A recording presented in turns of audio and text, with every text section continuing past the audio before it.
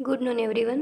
તો આપણે કાલે સ્ટ્રક્ચરલ કેમેસ્ટ્રીમાં વાત કરી, નવું યુનિટ સ્ટાર્ટ કર્યું, યુનિટ 2A માઇક્રોવેવ સ્પેક્ટ્રોસ્કોપી, જેનું ગુજરાતી હતું સૂક્ષ્મ તરંગ વર્ણપટ. એમાં આપણે વાત કરી હતી ફર્સ્ટ ઓફ ઓલ એના ઇન્ટ્રોડક્શનની, કે કોને કહેવાય માઇક્રોવેવ સ્પેક્ટ્રોસ્કોપી, એની છે એ રેન્જ કેટલી હોય છે, જે વેવ્સ આપણે આપાત કરીએ છીએ એની રેન્જ, એના વિશે છે એ બધી વાત આપણે કરી હતી. પછી આપણે એમાં નેક્સ્ટ પોઈન્ટ જોયો હતો કે કેવા સંયોજનો છે અથવા તો કેવો અણુ પરમાણુ કે આયન આપણને ESR સ્પેક્ટ્રા આપે છે, એના વિશેની આપણે ESR સ્પેક્ટ્રા શું પણ માઇક્રોવેવ સ્પેક્ટ્રા આપે છે. પછી શુદ્ધ ભ્રમણ અને ESR સ્પેક્ટ્રોસ્કોપી છે, એક માઇક્રોવેવ સ્પેક્ટ્રોસ્કોપીનો જ પાર્ટ છે, એ બધું આપણે જોયું હતું. તો આજે થોડું રિવિઝન કરીએ અને પછી નેક્સ્ટ ક્વેશ્ચન છે એ સ્ટાર્ટ કરીએ.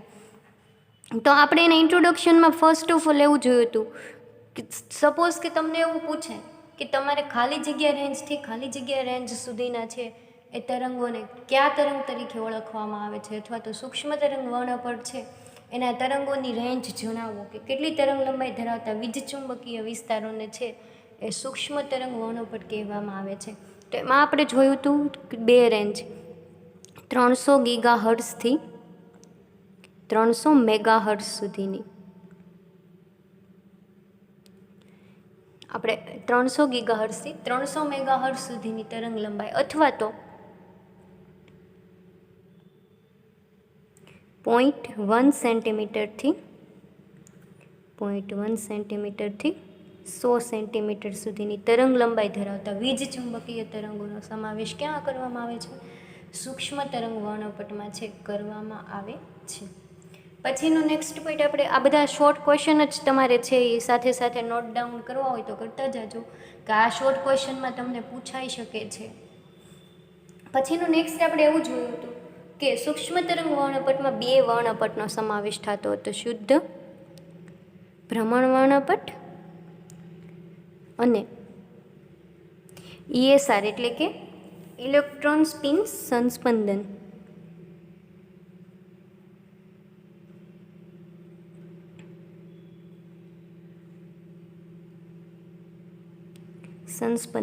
આ બે વર્ણપટનો સમાવેશ ક્યાં થતો હતો? તો કે માઇક્રોવેવ સ્પેક્ટ્રોસ્કોપીમાં છે આ બંને વર્ણપટનો સમાવેશ થતો હતો. આ તમારો નેક્સ્ટ શોર્ટ ક્વેશ્ચન થયો. થર્ડ પોઈન્ટ આપણે એવો જોયો હતો કે હવે અણુના બે પ્રકાર જોયા હતા. એક તો જોયું હતું ધ્રુવીય અણુ અને બીજું જોયું હતું અધ્રુવીય. ધ્રુવીય એટલે કે પોલાર અને અધ્રુવીય એટલે કે નોન પોલાર. એને આપણે શું કહીએ છીએ? નોન પોલાર સંયોજનો. બે પ્રકારના અણુ જોયા હતા. તો હવે છે સૂક્ષ્મ તરંગ વર્ણપટ ક્યાં સંયોજનો આપે? તો એમાં આપણે જોયું હતું કે જે સંયોજનો ધ્રુવીય હોય અથવા તો ધ્રુવીય અણુ છે એ છે એટલે પોલર સંયોજનો છે એ સૂક્ષ્મ તરંગ વર્ણપટ છે એ આપે છે, જ્યારે અધ્રુવીય અણુઓ છે એ સૂક્ષ્મ તરંગ વર્ણપટ આપણને આપતા નથી. એટલે કે નોન પોલાર સંયોજનોને આપણને માઇક્રોવેવ સ્પેક્ટ્રા છે એ ક્યાંય જોવા મળતા નથી. હવે તો આપણના માઇન્ડમાં એ હતું કે ધ્રુવીય અણુ કોને કહેવાય અને અધ્રુવીય અણુ કોને કહેવાય.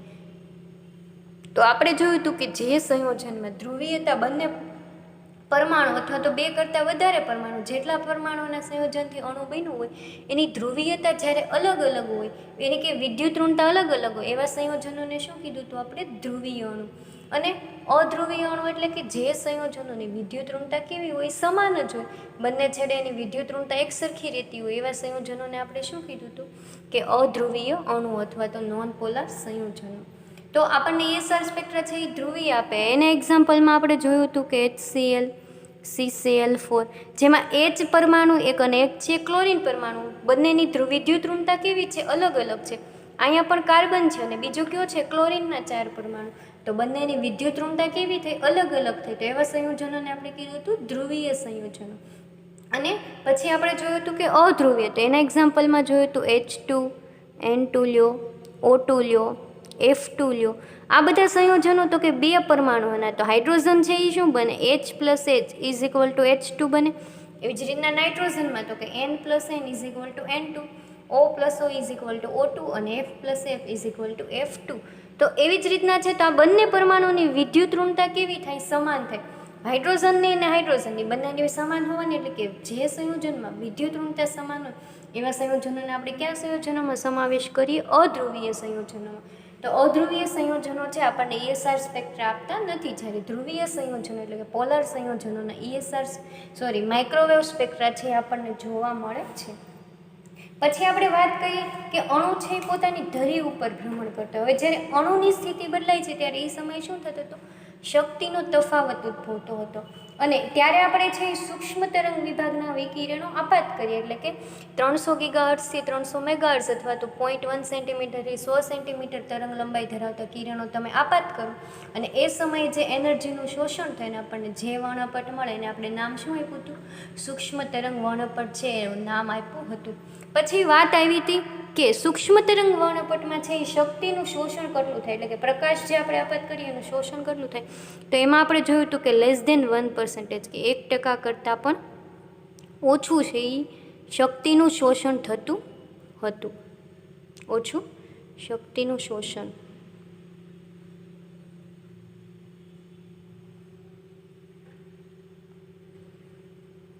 તો આ પણ તમારો શોર્ટ ક્વેશ્ચનમાંનો એક ક્વેશ્ચન થયો કે સૂક્ષ્મ તરંગ વર્ણપટમાં છે એ શક્તિનું શોષણ કે એનર્જીનું શોષણ, તો કે <1% સમથિંગ છે એ જોવા મળે છે. પછી એમાં આપણે જોયું હતું કે ભ્રમણ શક્તિ ફેરફારનું મૂલ્ય, કે જે ઇલેક્ટ્રોન ભ્રમણ કરે છે એમાં શક્તિના ફેરફારનું મૂલ્ય કેટલું જોવા મળતું હતું? તો આપણને ભ્રમણ શક્તિ ફેરફારનું મૂલ્ય મળ્યું હતું 0.01 કિલો કેલરી પ્રતિ મોલ. ભ્રમણ શક્તિ ફેરફારનું મૂલ્ય મળ્યું તો આપણને 0.01 કિલો કેલરી પ્રતિ મોલમાં છે એટલું આપણને મળ્યું હતું. તો આ સુધી આપણે વાત કરી હતી એના ઇન્ટ્રોડક્શનની, જેમાં ઇન્ટ્રોડક્શનમાંથી આપણને શોર્ટ ક્વેશ્ચન રૂપે 3 થી 4 અથવા તો 4 કરતાં વધારે પણ ક્વેશ્ચન છે એ પૂછાઈ શકે. હવે આપણે આજે વાત કરવાની છે નવા ક્વેશ્ચનની. ઇન્ટ્રોડક્શનની વાત પૂરી થઈ આ યુનિટના. હવે પછીનો નેક્સ્ટ ક્વેશ્ચન સ્ટાર્ટ થાય છે, જે IMP ક્વેશ્ચન છે અને એક્ઝામમાં પૂછાઈ ગયેલો પણ હોય છે. તો એમાં આપણે ક્વેશ્ચન એવો છે કે શુદ્ધ ભ્રમણ વર્ણપટના આધારે અણુઓનું વર્ગીકરણ આપો, અથવા તો ક્વેશ્ચન એમ પૂછાય કે ધ્રુવણ વર્ણપટના આધારે અથવા તો શુદ્ધ ભ્રમણ વર્ણપટના આધારે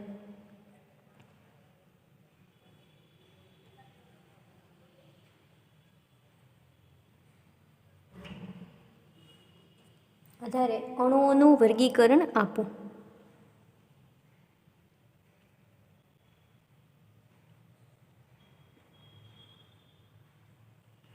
7 માર્કનો ક્વેશ્ચન છે અને એક્ઝામમાં હોય છે, વારંવાર રિપીટ થયેલો ક્વેશ્ચન છે.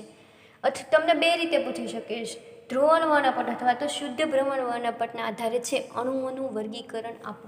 હવે આપણને માઇક્રોવેવ સ્પેક્ટ્રા તો મળે છે, પણ એમાં છે આપણે અણુઓ ધ્રુવીય સંયોજનો છે એ જ સંયોજનો આપણને માઇક્રોવેવ સ્પેક્ટ્રા આપે છે. તો એ સંયોજનોમાં છે એ કેવા અણુઓનું વર્ગીકરણ જોવા મળે છે, કે અલગ અલગ પ્રકારના કેટલા અણુઓ છે એ આપણને છે એ માઇક્રોવેવ સ્પેક્ટ્રોસ્કોપીમાં પ્રકાર જોવા મળે. તો એમાં આપણે જોઈએ તો હવે આપણને ખબર છે કે અણુઓનું ભ્રમણ છે એ કેવું હોય? ત્રિપરિમાણમાં જોવા મળે, X, Y અને Z અક્ષમાં. ત્રિપરિમાણ એટલે કે માનો કે કોઈ આ અણુ છે, આ એની X, Y અને Z 3 સ્કેલ જોવા મળે છે. આ છે એને Z સ્કેલ કહી શકીએ આપણે, પછીની બે છે એ X અને Y. તો હવે આ છે એ 3 પરિમાણમાં, કોઈ પણ અણુ છે એ 3 પરિમાણમાં ભ્રમણ કરતું હોવાનું. હવે એ ભ્રમણ છે એ શેના આધારે કરે છે? તો કે એની અક્ષને સમાંતર કરે છે, બરાબર. કેન્દ્રમાંથી અક્ષને લંબ હોય છે. માનો કે આ કેન્દ્ર છે, આપણે એને નામ આપીએ કે એક અક્ષક B અને C. XYZ ની જગ્યાએ આપણે શું લઈએ છીએ? A, B અને C. માનો કે જે આ અણુ છે એ કેન્દ્ર એટલે કે અક્ષને કેવું હોય છે? લંબ રહીને એ ભ્રમણ કરતું હોય છે. તો એ લંબ લઈને જ્યારે ભ્રમણ કરે છે તો શું હોય કે શેના આધારે ભ્રમણ કરતું? એની જડત્વની ચાક માત્રાના આધારે. શેના આધારે? તો કે અણુઓનું ભ્રમણ છે એની જડત્વની ચાક માત્રાના આધારે હોય છે. તો કે આપણે કહી શકીએ કે આ પરિમાણ કેવું છે? ત્રિપરિમાણ. કારણ કે 3 અક્ષ બતાવ્યા છે તો આપણે આને શું કહી શકીએ? ત્રિપરિમાણીય કહી શકીએ. અને કેવી રીતના ભ્રમણ કરે છે? તો કે અણુ અક્ષને લંબ. જે અણુની અક્ષ હશે એને લંબ રહીને ભ્રમણ કરતો હશે, એટલે આપણે કહી શકીએ કે ત્રિપરિમાણમાં અણુઓનું ભ્રમણ કેવું છે? સંકીર્ણ છે. જેમ કે ABC 3 પરસ્પર લંબ અક્ષ છે. A, B અને C 3 પરસ્પર અક્ષ લંબ છે. તથા કેન્દ્રમાંથી પસાર થતી, જે આ કેન્દ્રમાંથી પસાર થતી શું છે? અક્ષ છે. એ કેવી હોય છે?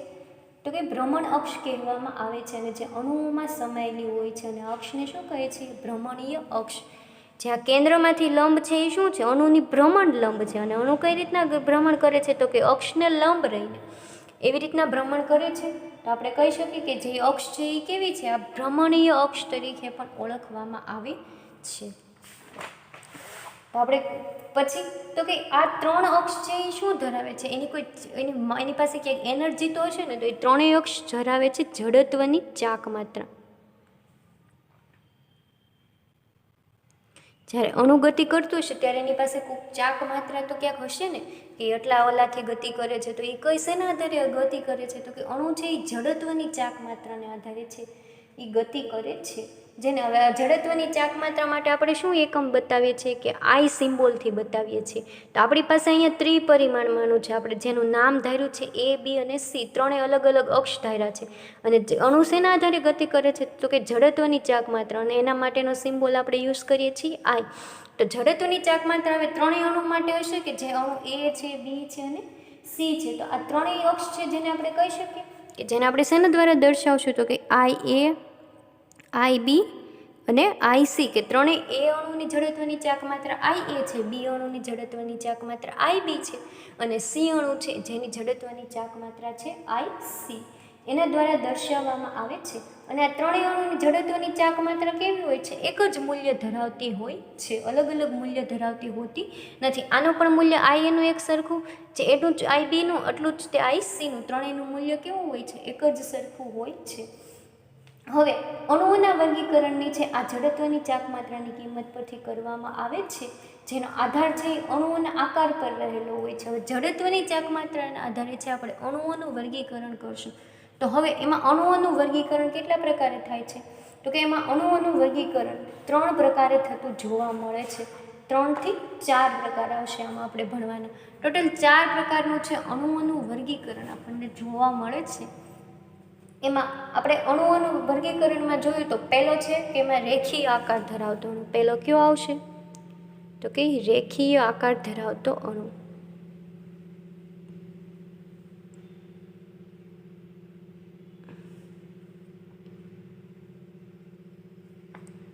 સેકન્ડ છે તમારો ગોળાકાર અણુ.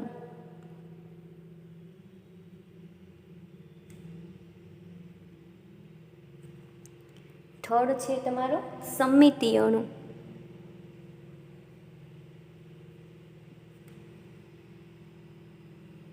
અને ચોથો પ્રકાર છે અસમમિતીય અણુ.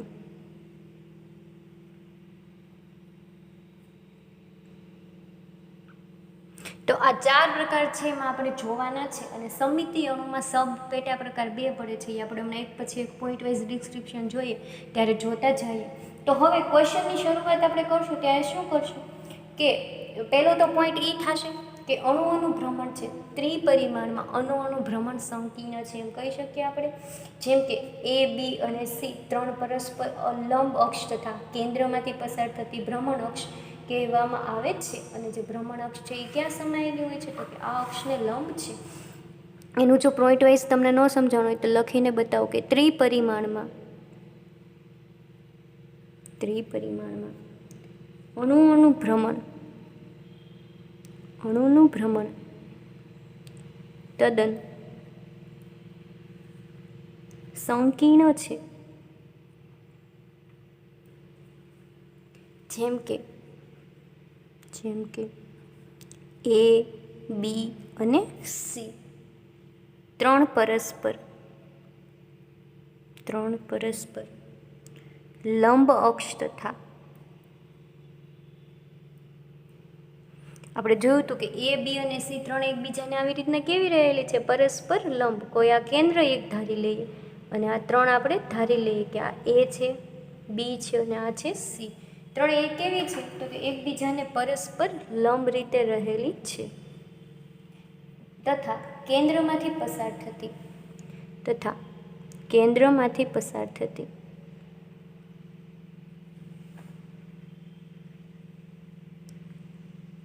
થતી અક્ષ, જ્યાં કેન્દ્ર અણુનું કેન્દ્ર છે એમાંથી પસાર થતી અક્ષ જેને ભ્રમણ અક્ષ કહે છે.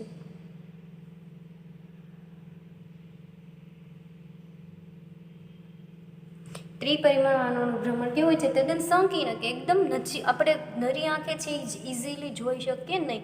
જેમ કે ABC 3 પરસ્પર લંબ અક્ષ તથા કેન્દ્રમાંથી પસાર થતી અક્ષ, જેને આપણે શું કીધું છે કે ભ્રમણ અક્ષ. ABC 3 પરસ્પર લંબ અને આ અણુઓનું ભ્રમણ કેવું છે? ત્રિપરિમાણમાં, કે 1-2 પરિમાણમાં નથી, ત્રિપરિમાણમાં આપણને જોવા મળે. એ આપણે નરી આંખે છે એ ત્રિપરિમાણમાં અથવા તો બોર્ડ વર્ક થ્રુ તમે એને ઇઝીલી બતાવી શકો નહીં, પણ આપણે જસ્ટ અહીંયા વિચારવાનું છે કે આ ABC 3 અક્ષ એકબીજાને લંબ છે અને અણુઓનું ભ્રમણ ત્રિપરિમાણમાં છે અને કેન્દ્રમાંથી જે પસાર રેખા થાય છે એને શું કહેવાય છે? ભ્રમણ અક્ષ. કારણ કે એ કેન્દ્રમાંથી તે ભ્રમણ કરતી હશે એટલે એને શું કહે છે? કેન્દ્રમાંથી પસાર થતી રેખાને ભ્રમણ અક્ષ તરીકે કહેવામાં આવે છે. પછી આપણે જોયું કે આ 3 અક્ષ છે એ જડત્વની ચાક માત્ર ધરાવે છે અને જેને આપણે જોયું કે શેના દ્વારા દર્શાવીએ છીએ? IA, IB અને IC વડે છે આપણે બતાવીએ છીએ. હવે એના જ આધારે છે અણુઓનું વર્ગીકરણ જોયું આપણે કે 4 પ્રકારે રેખીય આકાર ધરાવતો અણુ, ગોળાકાર આકાર ધરાવતો અણુ, સમમિતીય અણુ અને અસમિતીય અણુ. તો હવે આપણે ફર્સ્ટ પેલું જોઈએ કે રેખીય આકાર ધરાવતો અણુ. પેલું આપણે જોઈશું ડિસ્ક્રિપ્શનમાં, રેખીય આકાર ધરાવતો અણુ.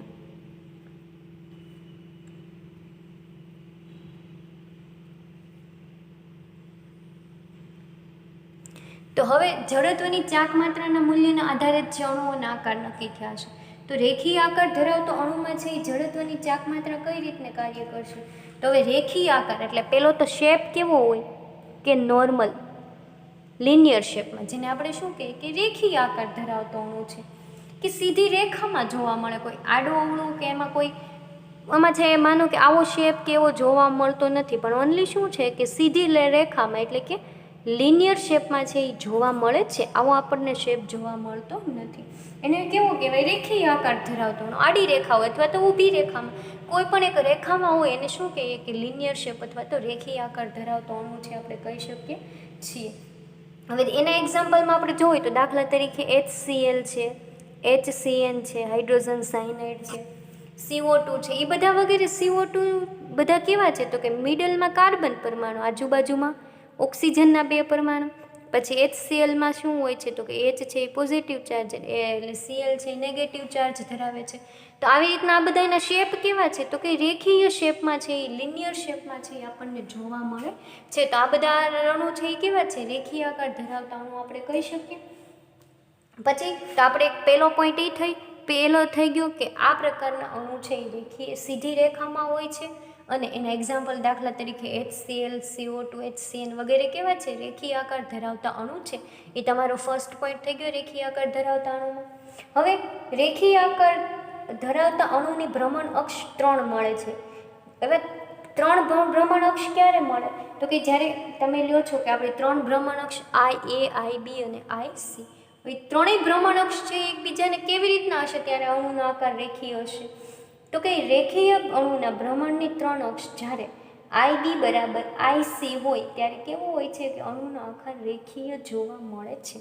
એટલે કે IB is equal to IC અને IA બરાબર 0 એટલે કે અચળ હોય ત્યારે અણુનો આકાર છે એ રેખીય હોય એમ કહી શકાય છે. હવે 3 ભ્રમણ અક્ષ એટલે કે A, B અને C 3 આપણે ધારી છે. તો એમાં શું કીધું કે IB અને IC ઇક્વલ હોય, બંનેની ભ્રમણ અક્ષ સમાન હોય. હવે આ B અને C એની ભ્રમણ અક્ષ કેવી હોય? સમાન હોય. જ્યારે IA બરાબર 0 એટલે કે અચળ જોવા મળે ત્યારે છે એ અણુનો આકાર કેવો જોવા મળશે? રેખીય આકાર છે એ જોવા મળે છે. જડત્વની ચાક માત્રા તો કે જ્યારે IBની જડત્વની ચાક માત્રા અને IC અણુની જડત્વની ચાક માત્રા સમાન હશે અને IA અણુની જડત્વની ચાક માત્રા 0 અથવા તો સાવ અચળ હશે ત્યારે અણુનો શેપ છે એ કેવો જોવા મળશે? રેખીય જોવા મળશે. કારણ કે જ્યારે ત્રણેય ત્રિપરિમાણમાં જો ત્રણેય ભ્રમણ કરતું હશે જડત્વની ચાક માત્રા, તો લિનિયર શેપ છે એ બનશે નહીં. તો એમાંથી એકને જે આપણે અચળ કરવો બને કે એની કોઈ પણ પ્રકારની જડત્વની ચાક માત્રા જોવા મળે નહીં. તો માનો કે બી અને સીની આપણે બેની સમાન કરીએ અને એ આઈ એને શું કરી દઈએ? અચળ કરી દઈએ. એટલે કોઈ પણ બે ભ્રમણ અક્ષમાં ભ્રમણ કરશે ત્યારે અણુનો આકાર કેવો બનશે? તો કે રેખીય આકાર ધરાવતો બનશે. તો આપણે કહી શકીએ કે જ્યારે આઈબી અને આઈસીની કિંમત સમાન હોય અને આઈ એ બરાબર અચળ હોય છે ત્યારે અણુનો રેખીય શેપ છે એ જોવા મળે છે. એ સેકન્ડ પોઈન્ટ થયો.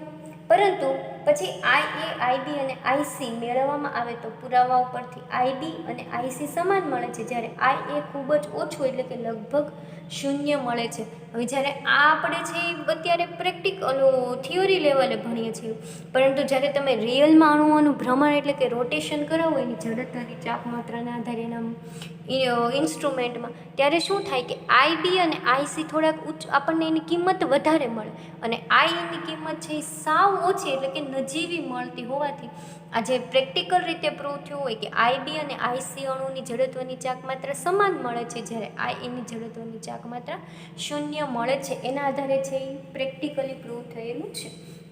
તો રેખીય આકાર ધરાવતા અણુમાં આટલું જ યાદ રાખવાનું છે કે રેખીય આકાર ધરાવતા અણુનો શેપ રેખીય હોય છે, જેમાં એક્ઝામ્પલ તરીકે HCl, HCN, CO2 વગેરે. અને રેખીય આકાર ધરાવતા અણુમાં તો કે જ્યારે આઈબી અને આઈસી બરાબર સમાન હોય અને આઈ એ બરાબર 0 હોય તેવા અણુઓને શું કહેવામાં આવે છે? રેખીય અણુ તરીકે ઓળખવામાં આવે છે. નેક્સ્ટ ક્વેશ્ચન છે કે ગોળાકાર અણુ. ગોળાકાર અણુ. હવે ગોળાકાર અણુનો આપણને શેપ તો બધાને ખબર જ હોય કે રાઉન્ડ શેપ ટાઈપનો જે એનો શેપ હોય મોલેક્યુલનો, એને શું કહેવાય કે ગોળાકાર આકાર અણુ ધરાવતો અણુ. તો હવે ગોળાકાર આકાર કેવો હશે? તો કે જે અણુઓની જડત્વની ચાક માત્રા સમાન એટલે કે આ એ બી અને સી ત્રણેય અક્ષ ગતિ કરતી હશે, તો કે એ થી બી તરફ, બી થી સી તરફ અને સી થી ફરીવાર ક્યાં આવશે? એ તરફ.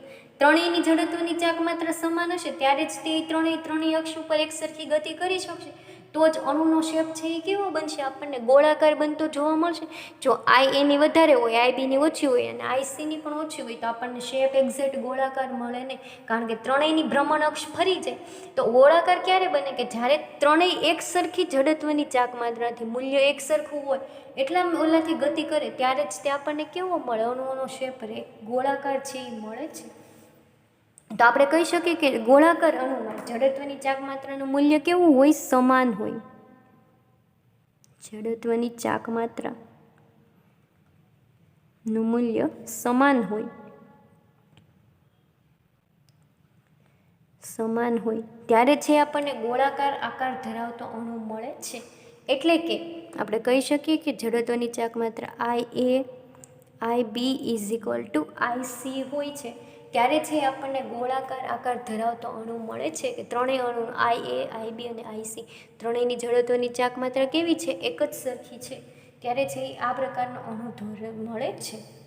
અને આ પ્રકારનો જે અણુ મળે કે જેનો આકાર ગોળાકાર હોય એ સમચતુષ્ફલકીય શેપમાં પણ ગોઠવાઈ શકે છે. પછી એક્ઝામ્પલ તરીકે આપણે લઈએ કે જ્યારે કેવો અણુ છે એ ગોળાકાર આકાર ધરાવે છે કે જેની જડત્વની ચાક માત્રાની સમચતુષ્ફલકીય શેપ, તો કે એક્ઝામ્પલ તરીકે લ્યો છો તમે CH4 પછી CCl4. એ જે અણુ છે એ કેવો ધરાવે છે? સમચતુષ્ફલકીય શેપ. સમચતુષ્ફલકીય આકાર ધરાવે.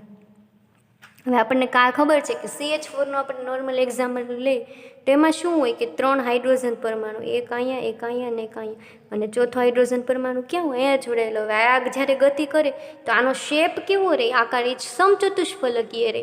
પણ એ ત્રણેય એ જે છે એ આ ગતિ કેવી કરતા હોય? ગોળાકાર રીતે છે એ ગતિ કરતા હોય. પણ જ્યારે એની અણુ આકાર સ્ટેબલ થાય ત્યારે એનો શેપ કેવો રહે છે? કે જ્યારે સ્ટેબલ સ્થાયી રચનામાં એનો સમચતુષ્ફલકીય આકાર છે એ જોવા મળે છે. અને એક્ઝામ્પલ તરીકે આપણે લઈ શકીએ કે તમે CH4, CCl4માં પણ મધ્યસ્થ પરમાણુ કાર્બન થાય અને આજુબાજુમાં ક્લોરીનના 4 પરમાણુ જોડાશે, જેમ CH4માં જોડાણા એવી જ રીતના. તો આ હતું ગોળાકાર અણુની રચના.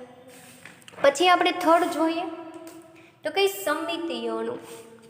થર્ડ કયું છે તમારું? સમમિતીય અણુ.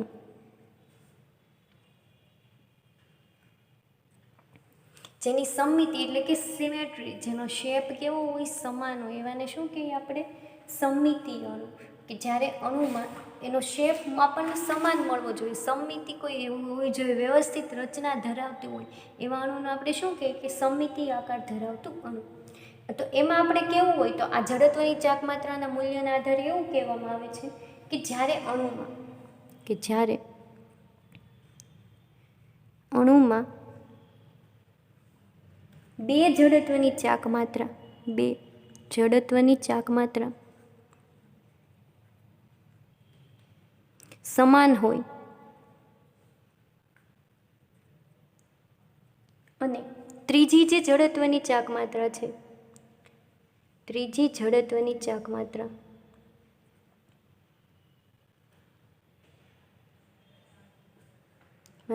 મૂલ્ય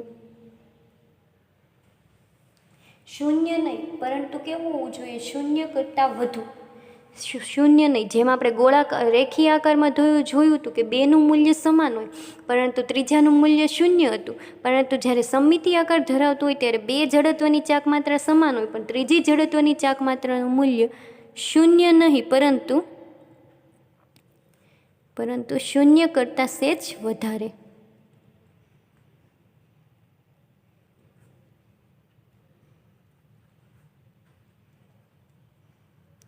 વધારે હોય ત્યારે અણુ છે એ સમમિતિ આકાર ધરાવતી અણુ રચના પ્રાપ્ત કરે છે. અહીંયા પછી શું આવશે? કે ત્યારે અણુ સમમિતિ આકાર ધરાવતો અણુ રચના પ્રાપ્ત કરે છે.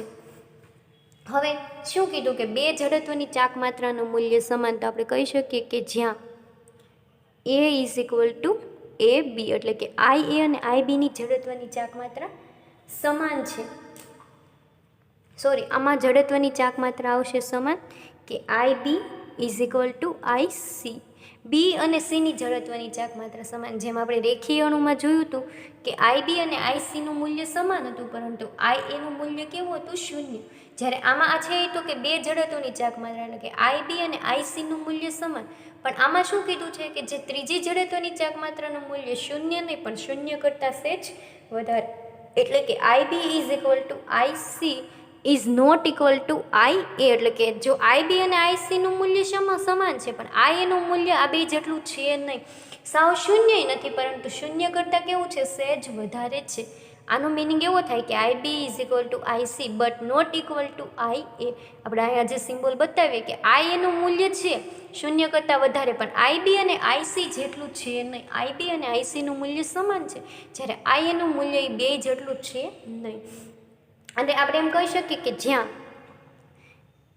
IA is equal to not 0, એટલે કે IAનું મૂલ્ય 0 નથી પણ શૂન્ય કરતાં કેવું છે? સહેજ વધારે છે. હવે સમમિતિ અણુમાં ફર્ધર બે પ્રકાર પડે છે, બે પેટા પ્રકાર. એમાં એ છે એનો જ પ્રકાર કે સમમિતિ અણુના બે પ્રકાર, એમાં પ્રોલેસ અને ઓબ્લેસ એવા નામ આવે છે. પ્રોલેસ અને બીજો પ્રકાર છે ઓબ્લેસ. આના કોઈ ગુજરાતી નામ નથી અને તમારે પ્રોલેસ અને ઓબ્લેસ નામથી છે યાદ રાખવાના જ છે. હવે પ્રોલેસ અણુ શું હોય? તો કે એમાં જડત્વની ચાક માત્રાના મૂલ્ય નાના મોટા જોવા મળે. એ જ તે ચેન્જીસ છે, બાકી બીજો કોઈ પણ પ્રકારનો ચેન્જીસ છે નહીં. તો પ્રોલેસ અણુમાં કેવું જડત્વની ચાક માત્રાનું મૂલ્ય જોવા મળે અને ઓબ્લેસમાં કેવું જોવા મળે? તો કે પ્રોલેસમાં શું હોય? તો કે IB અને ICનું મૂલ્ય કેવું છે? સમાન. એટલે કે બી અણુની જડત્વની ચાક માત્રા અને સી અણુની જડત્વની ચાક માત્રાના મૂલ્ય કેવા છે? સમાન છે. પરંતુ જે IAની જડત્વની ચાક માત્રાનું મૂલ્ય કેવું છે? આ બંને કરતાં મોટું જોવા મળે છે. આપણે શું કીધું કે IB is equal to IC અને is not equal to IA, પણ જે IAનું મૂલ્ય શૂન્ય પણ નથી કારણ કે IAનું મૂલ્ય કેવું છે? શૂન્ય કરતાં મોટું. તો પ્રોબ્લેસમાં શું જોવા મળે? તો કે IB અને ICના મૂલ્ય સમાન પરંતુ IAનું મૂલ્ય છે એ કેવું છે? આ બંને કરતાં મોટું જોવા મળે છે. જે આ પ્રકારની જડત્વની ચાક માત્રા ધરાવે એને શું કહેવાય છે કે પ્રોલેસ અણુ તરીકે ઓળખવામાં આવે છે. તમારે પ્રોલેસ અણુનો પોઈન્ટ લખવો હોય તો એમાં લખવાનું કે જે અણુમાં આઈબી અને આઈસીનું મૂલ્ય સમાન પરંતુ આઈ એનું મૂલ્ય મોટું, એટલે કે I is greater than IB અને આઈસી, એવા અણુઓને કેવી કહેવાય છે? પ્રોલેસ અણુ.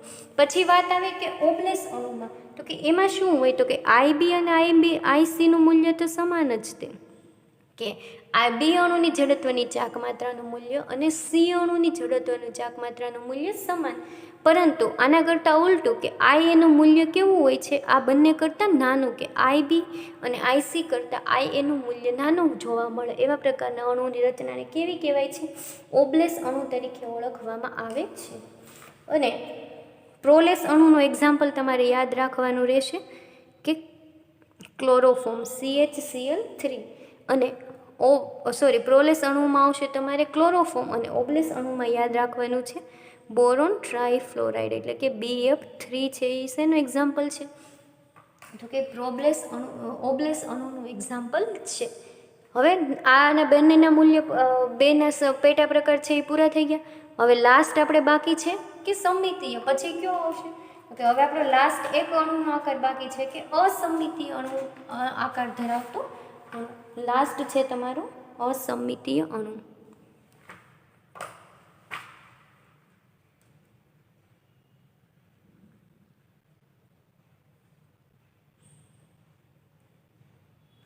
હવે અસમમિતીય અણુ કોને કહેવાય? તો કે જે અણુમાં હવે સમમિતિ એક સરખી ન હોય, કેવી હોય? અલગ અલગ પ્રકારની જોવા મળે એવાને આપણે શું કહીએ? કે એ અણુ અસમમિતીય રચના ધરાવે છે, જેનો શેપ કોઈ આપણે સ્પેસિફાઈ રીતે નક્કી ન કરી શકીએ, કે આપણને દેખાવમાં જેવું લાગે કે આ શેપ બરાબર નથી, તો એવા શેપને શું કહેવાય? અસમમિતીય અણુ. તો આપણે કેમેસ્ટ્રીની લેંગ્વેજમાં કેવું હોય? તો કે જે અણુમાં ત્રણેય જડત્વની ચાક માત્રા જુદી જુદી હોય એવા અણુઓને કહેવાય છે અસમમિતીય અણુ. હવે ત્રણ જડત્વની ચાક માત્રા એટલે કે આઈએ, આઈબી અને આઈસી. આપણે અસમમિતીય અણુમાં તમારે ડિસ્ક્રિપ્શનમાં લખવું હોય તો લખી શકો કે જે અણુમાં ત્રણેય જડત્વની ચાક માત્રા એટલે કે આઈએ, આઈબી અને આઈસી ત્રણેય કેવી હોય? જુદી જુદી હોય. એટલે કે IA is not equal to IB, IB is not equal to IC. ત્રણેયનું મૂલ્ય કેવું હોય? જુદું જુદું હોય. એવો જે અણુ જો આકાર ધરાવતો એવા અણુને શું કહેવાય? અસમમિતીય અણુ કહેવામાં આવે છે.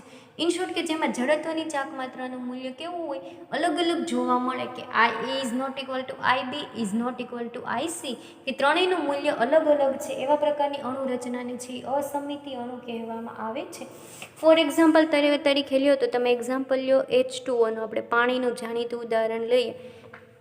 તમારે એક્ઝામ્પલ પણ સાથે સાથે યાદ રાખવાના કમ્પલસરી છે. ખાલી હું અહીંયા કહેવા ખાતર નથી કહેતી, પણ તમારે એક્ઝામમાં એક્ઝામ્પલ પણ બતાવવા પડશે. H2O, તો H2Oમાં છે મધ્યસ્થ પરમાણુ કયો હોય? ઓક્સિજન પરમાણુ, જેની પાસે 2 લોન પેર ઇલેક્ટ્રોન યુગમાં આવેલા હોય. એની સાથે એક હાઇડ્રોજન પરમાણુ અને બીજો હાઇડ્રોજન પરમાણુ આવી રીતના છે એ ધરાયેલો હોય. તો કે આ શેપને આપણે કહી શકીએ કે કોણીય શેપ છે એવું, અથવા તો ત્રિકોણીય, કારણ કે આમ ટ્રાયેંગલ શેપ જેવું બને છે એટલે આ શેપ કેવો થયો? કોણીય. એટલે કે આમાં આઈએ, આઈબી અને આઈસી, માનો કે આ એ લ્યો તમે, બી લ્યો અને સી લ્યો, તો આમાં ત્રણેયની જડત્વની ચાક માત્રા કેવી હોય? જુદી જુદી જોવા મળે. એક સમતલમાં કે એક સરખી રીતે છે એ ગતિ કરી શકે નહીં. એટલે કે આઈ એનું મૂલ્ય અલગ હોય, આઈબીનું અલગ હોય અને આઈસીનું પણ છે એ અલગ અલગ જોવા મળે. તો આ પ્રકારની જે અણુરચના ધરાવે એને શું કહેવાય? અસમમિતીય અણુ તરીકે ઓળખવામાં આવે છે. તમારે એક્ઝામમાં અણુઓના શેપ નથી બતાવવા, ઓનલી ફોર એક્ઝામ્પલ ખાલી લખી અને બતાવી દેવાના છે. તો તમને સમજાય એના માટે અહીં હું અત્યારે શેપ દોરું છું, પરંતુ એક્ઝામમાં તમારે કોઈ પણ અણુના શેપ નથી બતાવવાના, ઓનલી ખાલી એના નામ બતાવવાના જ છે. તો આ હતા ચારેય પ્રકાર, અણુઓના પ્રકાર. જે આપણો ક્વેશ્ચન હતો કે ધ્રુવણ વર્ણપટ અથવા તો શુદ્ધ ભ્રમણ વર્ણપટના આધારે અણુઓનું વર્ગીકરણ આપો. તો એમાં આપણે અણુઓનું વર્ગીકરણ જોયું 4 પ્રકારનું, કે રેખીય આકાર ધરાવતો અણુ, ગોળાકાર આકાર ધરાવતો અણુ, સમમિતીય આકાર ધરાવતો અણુ અને અસમમિતીય આકાર ધરાવતો અણુ. પછી એમાં આપણે ફર્સ્ટ પોઈન્ટ જોયું કે ત્રિપરિમાણમાં અણુઓનું ભ્રમણ તદ્દન કેવું હોય છે? સંકીર્ણ હોય છે. જેમ કે A, B અને C 3 પરસ્પર લંબ અક્ષ તથા કેન્દ્રમાંથી પસાર થતી અક્ષ, જેને શું કીધું આપણે? ભ્રમણ અક્ષ તરીકે આપણે ધારી શકીએ. અહીંયા તમને જસ્ટ સમજાવવા માટે તમારે એક્ઝામમાં આ પણ ડિસ્ક્રાઇબ કરવાનું નથી, ઓનલી થિયોરિટિકલ ટોપિક જ ડિસ્ક્રાઇબ કરવાના છે. આ તો તમને અત્યારે આપણે સમજાવવા માટે કે 3 અણુઓ તરીકે A, B અને C 3 ભ્રમણ અક્ષ મળી, એટલે કે એ ત્રિપરિમાણમાં ગતિ કરે છે એમ કહી શકીએ. પછી એમાં ફર્સ્ટ ઓફ ઓલ આપણે જોયું, હવે આ ત્રણેય અણુ છે એ તો કે શેના આધારે ગતિ કરે, એની પાસે એની ક્યાંક ચાક માત્રા તો કઈ છે, તો કે જડત્વની ચાક માત્રા I. તો એની જડત્વની ચાક માત્રા IA, બીની જડત્વની ચાક માત્રા IB અને Cની જડત્વની ચાક માત્રા IC. હવે પહેલો પ્રકાર તો કે રેખીય આકાર ધરાવતો અણુ, જેનો શેપ કેવો હોય, લિનિયર રેખા સ્વરૂપે હોય. તો એના એક્ઝામ્પલમાં દાખલા તરીકે HCl, HCN, CO2 વગેરે છે એ કેવા આપણે કહી શકીએ અણુ, રેખીય આકાર ધરાવતા અણુ. પછી તો કે રેખીય આકાર ધરાવતા અણુમાં શું હોય, જડત્વની ચાક માત્રા, તો કે બે જે અણુની જડત્વની ચાક માત્રા સમાન પણ ત્રીજાની કેવી મળે છે, શૂન્ય અથવા તો અચળ, એટલે કે IB અને ICનું મૂલ્ય સમાન હોય પરંતુ IAનું મૂલ્ય 0 અથવા તો અચળ હોય, એવી જે રચના ધરાવે એને શું કહે છે, રેખીય આકાર ધરાવતો અણુ તરીકે ઓળખવામાં આવે છે. નેક્સ્ટ આપણે જોયું કે ગોળાકાર અણુ, તો કે જેમાં જડત્વની ચાક માત્રાનું મૂલ્ય કેવું હોય, સમાન હોય. ત્રણેય જડત્વની ચાક માત્રા એટલે કે IA, IB અને ICનું મૂલ્ય સમાન હોય, એવો જે અણુ રચના ધરાવે એને શું કહેવાય, ગોળાકાર અણુ. એના એક્ઝામ્પલમાં તો કે CH4 અને CCl4. અને ગોળાકાર આકાર અણુ ધરાવતો જે અણુનો શેપ છે એ કેવો હોય, સમચતુષ્ફલકી આકાર છે એ ધરાવે છે. પછી જોયું આપણે કે સમમિતિ અણુ, કે જ્યારે અણુમાં બે જડત્વની ચાક માત્રા સમાન હોય પરંતુ ત્રીજા જડત્વની ચાક માત્રાનું મૂલ્ય શૂન્ય નહીં પરંતુ શૂન્ય કરતાં સહેજ વધારે હોય, એવી રચના. તો કે IB અને ICનું મૂલ્ય સમાન પરંતુ IAનું મૂલ્ય આ બંને કરતાં કેવું હોય છે, અલગ જોવા મળે છે. IA બરાબર સાવ શૂન્ય નથી પરંતુ શૂન્ય કરતાં સહેજ વધારે છે એ જોવા મળે છે. પછી સમમિતિ અણુમાં સબ બે પ્રકાર પડ્યા, કે પ્રોલેસ અને ઓબ્લેસ. તો પ્રોલેસ કોને કહેવાય, તો કે IB અને ICનું મૂલ્ય કેવું છે, સમાન છે પણ IAનું મૂલ્ય એના કરતાં મોટું મળે, તો એવા અણુરચનાને પ્રોલેસ અણુરચનાને. એના એક્ઝામ્પલમાં આપણે જોયું કે ક્લોરોફોર્મ. પછી આપણે જોયું કે ઓબ્લેસ, તો કે જેમાં IB અને ICનું મૂલ્ય સમાન પરંતુ IAનું મૂલ્ય કેવું છે, B અને C કરતાં નાનું જોવા મળે, એવા અણુરચનાને શું કીધું આપણે, ઓબ્લેસ અણુરચના કહી શકીએ. અને એના એક્ઝામ્પલમાં આપણે જોયું બોરોન ટ્રાયફ્લોરાઇડ એટલે કે BF3. પછી આપણે જોયું કે અસમિતિ અણુ. તો અસમિતિ અણુમાં શું હોય કે IA એટલે કે જડત્વની ચાક માત્રા એક પણ સમાન ન હોય, એટલે કે IA બરાબર IA is not equal to IB is not equal to IC, કે A, B અને C ત્રણેયના મૂલ્ય કેવા છે, ત્રણેય જડત્વની ચાક માત્રાના મૂલ્ય જુદા જુદા છે. એવા પ્રકારની જે અણુરચના ધરાવે એને શું કહેવાય, અસમિતીય અણુ કહેવામાં આવે છે. અને એના એક્ઝામ્પલમાં તમારે યાદ રાખવાનું છે પાણીનું નોર્મલી, કારણ કે પાણીનો આપણે જોયું કે એમાં શેપ કેવો હોય છે, અલગ અલગ કોણીય ટાઈપનો શેપ બનતો હોવાથી એને શું કીધું કે અસમિતિ અણુ તરીકે ઓળખવામાં આવે છે. તો આ તમારો હતો આજનો ક્વેશ્ચન. Thank you.